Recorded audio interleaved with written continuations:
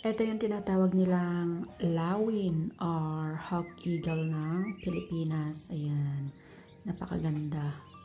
Kaso, maitama yung kanyang pakpak at parang nangihina.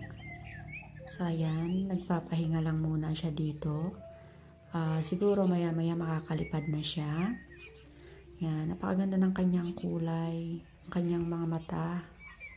Ayan, napaka liwanag ng kulay ng kanyang mga mata.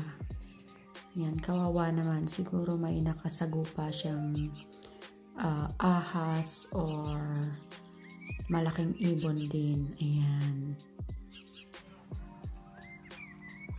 Hinang-hina talaga siya mga kapatid at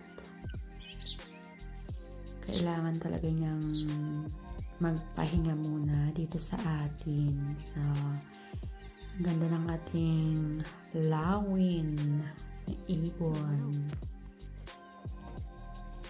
Kanyang balahibo ay napakaganda.